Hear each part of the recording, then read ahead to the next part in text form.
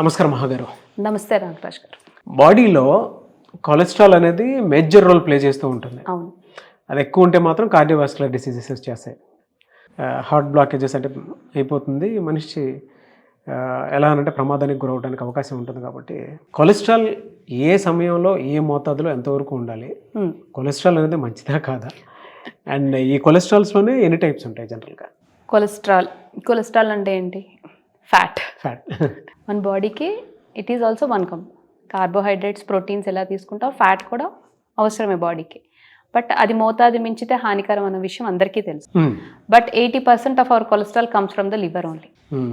మన ప్రోటీన్ కానీ కార్బ్స్ కానీ మన లోపల డైజెస్టివ్ సిస్టంలోకి వెళ్తాయి, కానీ మన ఫ్యాట్ సింథసిస్ అన్నది కూడా లివర్లోనే జరుగుద్ది.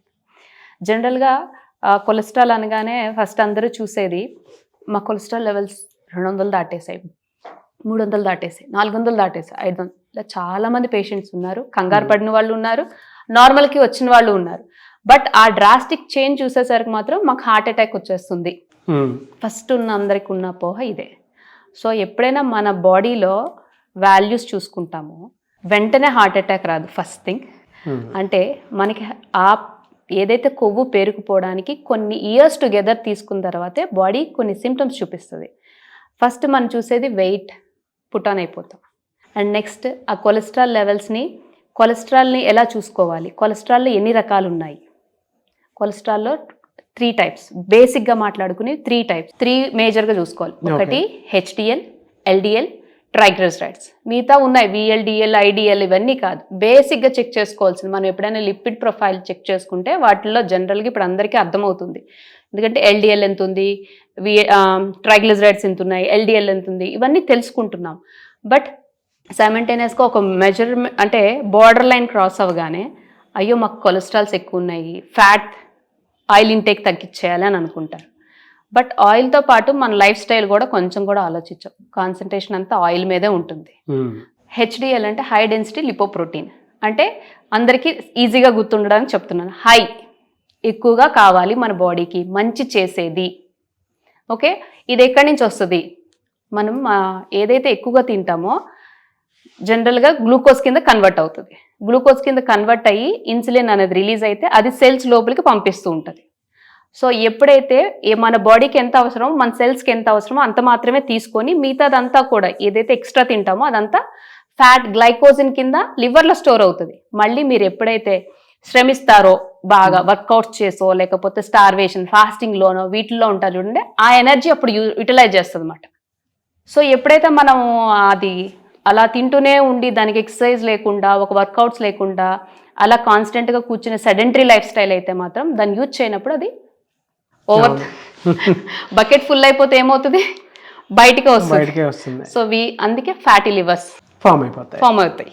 అండ్ సైమల్టేనియస్లీ ఈ HDL కొలెస్ట్రాల్ అనేది ఏం చేస్తుంది అంటే లోపల ఎక్కడైతే చెత్త ఉందో, అంటే ఎక్కడెక్కడ ఈ LDL పెరిగిపోతూ ఉంటే 2 పార్ట్స్ మాట. ఇక్కడ HDL ఏం చేస్తుంది, గుడ్ కొలెస్ట్రాల్ అంతా తీస్తూ ఉంటుంది అన్నమాట. ఈ LDL ఏం చేస్తుంది, చెడ్డది మాట, బ్యాడ్ బాయ్ లాగా మాట. ఇది ఒక గార్బేజ్ మ్యాన్ లాగా, అదొక బ్యాడ్ బాయ్ లాగా మాట. సో లాగుతూ ఉంటుంది అన్నమాట. ఎక్కడ ఏమున్నా చెత్తంతా లాక్కొచ్చేస్తుంటుంది HDL. గుండెకి సంబంధించిన ఏదైతే అవసరమో దాన్ని మాత్రమే ఇస్తుంది. LDL అన్నది లో డెన్సిటీ మాట, తక్కువలో కావాలి. బట్ మన లైఫ్ స్టైల్, మన తినే ప్రాసెస్డ్ ఫుడ్స్, జంక్ ఫుడ్స్ వల్ల అందరూ ఆలోచించేది ఆయిల్స్ వల్ల మాత్రమే ఫ్యాట్ పెరుగుతుంది అనుకుంటారు.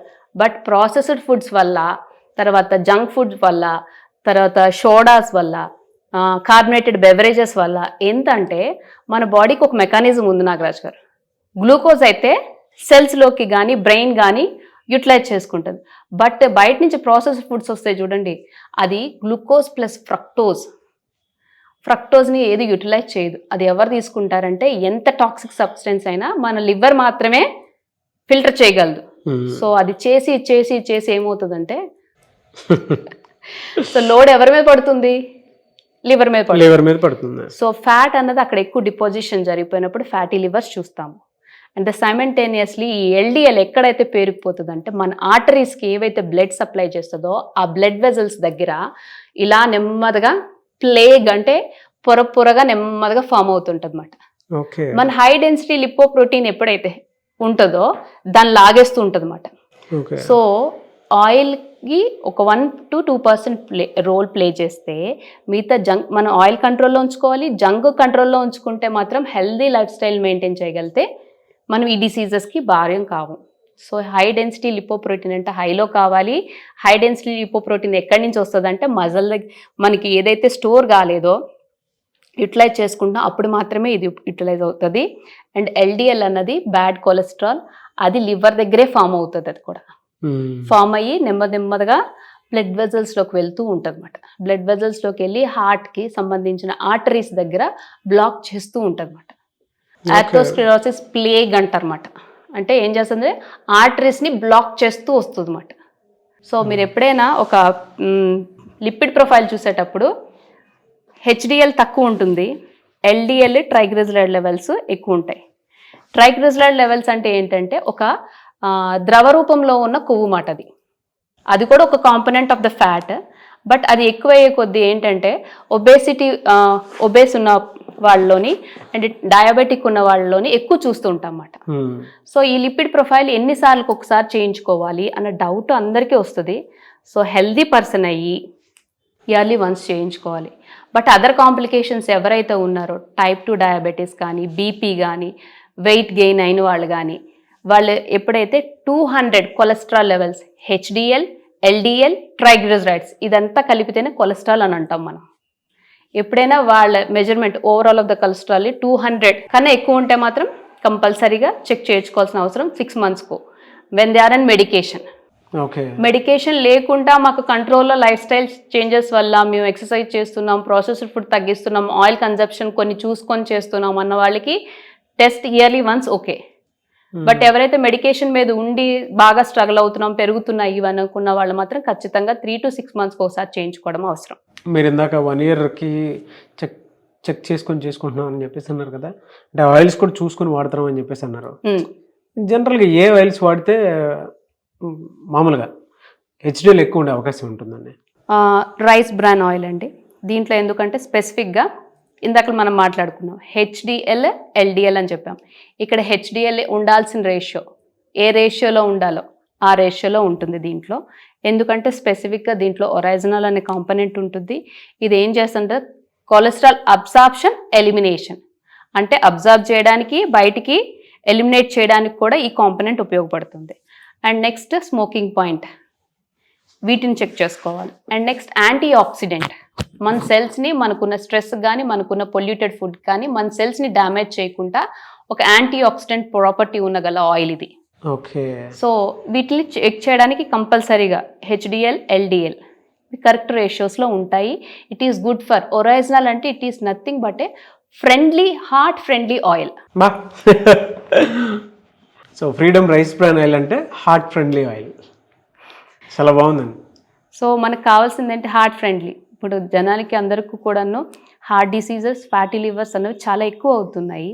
సో హార్ట్ ఫ్రెండ్లీ కావాలి ఫస్ట్ మనకి. ఎందుకంటే స్టంట్స్ వేయించుకునే వాళ్ళు ఉన్నారు, బైపాస్ చేయించుకునే వాళ్ళు ఉన్నారు. సో వాటి నుంచి వెయిట్ లాస్ అవ్వాలి.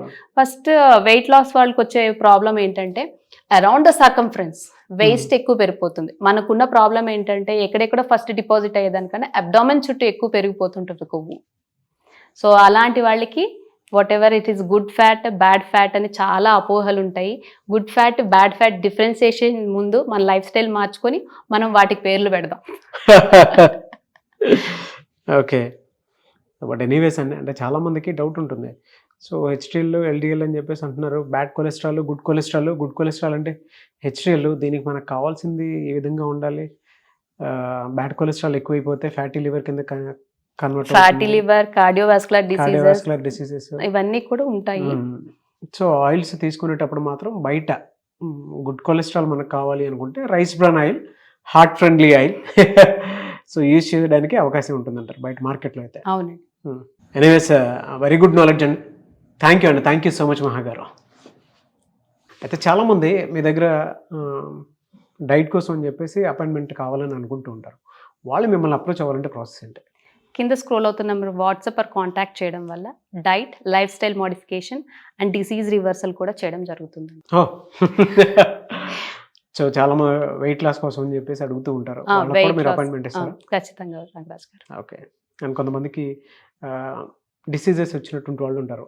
ఫిజికల్ డ్యామేజ్ జరిగిపోయి ఉంటుంది కొంతమందికి, ఉమ్.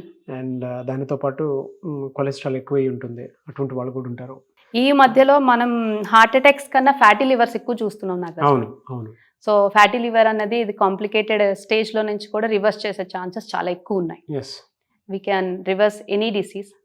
సో ఎవరికైనా ఎటువంటి హెల్ప్ కావాలన్నా కింద స్క్రోల్ అవుతున్న నెంబర్ వాట్సాప్ ఆర్ కాంటాక్ట్ చేయడం వల్ల lifestyle diseases come diabetic, weight loss or whatever, we are ready to help. Thank you అన్న, థ్యాంక్ యూ సో మచ్ మహాగారు. చూసారు కదండి వీడియో. ఈ వీడియోపై మీ అభిప్రాయం కమెంట్ బాక్స్లో పోస్ట్ చేయండి. అండ్ ముఖ్యంగా ఆయిల్స్కి సంబంధించినటువంటి ఏ చిన్న డౌట్ ఉన్నా సరే కింద కామెంట్ బాక్స్లో మీరు పోస్ట్ చేస్తే వాటి మీద నేను మహాగారు వీడియో చేయడం జరుగుతుంది.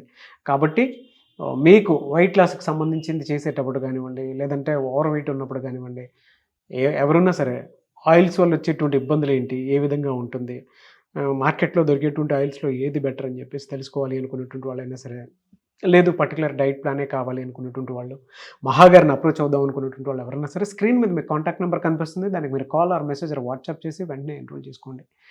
అండ్ ఈ వీడియో లైక్ చేయండి, షేర్ మాత్రం తప్పకుండా చేయండి. ఇలాంటి మరిన్ని వీడియోస్ కోసం మా ఛానల్ ఫాలో అవ్వండి. Thank you.